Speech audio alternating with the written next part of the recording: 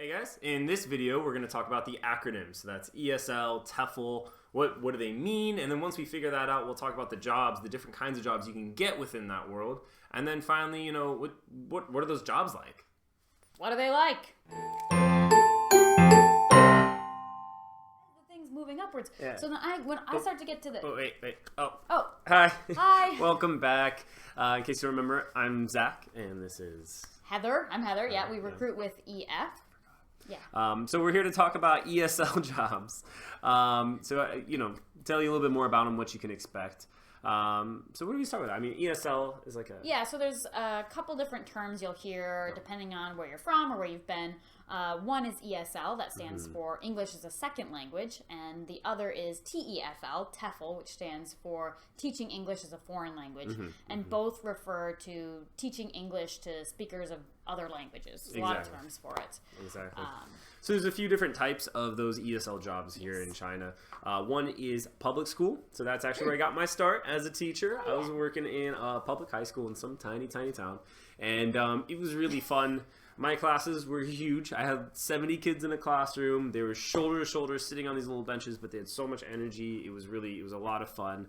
And after doing a year of that, I actually wanted to move into a place where I'd get a little bit more support, training, to grow and develop as a teacher. And that's how I came to an EF training school where it was far smaller classes. I think it was a maximum.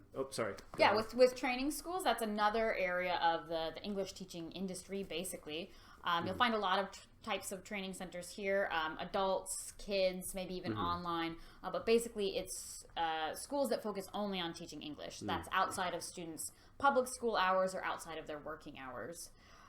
The class sizes are definitely smaller with training centers. Yeah, it's maximum of 16 in our kids and teens classes, and then in our adult centers, it's we have the 25 student workshops, maximum 25 students, right? Which are kind of active, energetic classes, and then we have the face-to-faces, which are maximum of 4, a little bit smaller, a little bit more intimate for those.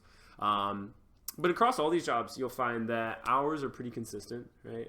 It's typically 20 hours of teaching per week. Of course, there's additional office hour times. It is a full-time job, right? So there's lesson planning time. I don't know, what else happens during those? Yeah, lesson planning, staff meetings, communicating with other members of staff, training depending sessions, on what kind of center you're in. And there are also international schools, there are private schools of other kinds in China. But the main reason that you would be looking for an ESL job in China is probably to travel while you earn a decent wage at the same time. Money. Really make that money. Yeah. So for training centers specifically, the wage is definitely comfortable. The salary you'll be receiving, and other areas of the industry as well. But so it's kind of a sliding scale, right? So smaller towns, the cost of living is a little bit less, and you can you'll make a little bit less money, but you still can live very comfortably, for what you're going to be spending your money on. Bigger cities, a little bit more going on, a little bit more higher prices and things like that. And there you will have a higher salary in those kinds of situations as well. And so across the board, teachers live comfortably. One thing I've always noticed is that a lot of teachers have AIs, which is Chinese for housekeeper. So that's someone who can, pick up after you, which is I never thought I would have one. I don't have one now, of course. I clean up after myself all the time. But you could if you wanted to, even if you didn't want to admit to it. And another big factor is being able to save money or send it home, which I do every single month when I was teaching in the South and now that I've been here. So that's definitely a possibility. Yeah, me too. Yeah.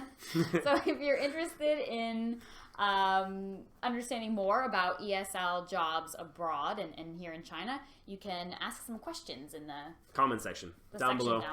Yeah, and subscribe for more videos. Yeah, you can do that. But I mean, probably really excited, ready to go. So you could also just go to our website and apply for a job. Right, or you can subscribe. Or just go apply right now. So subscribe and apply. All right. So back to the phone now. I had to ride the other escalator all the way back down to wait for my phone to finish the slinky ride down the escalator. And then it was just demolished. But luckily it's cheap to replace smartphones in China, so I was like, I ended up with a new one. Oh, okay. Pretty much by the time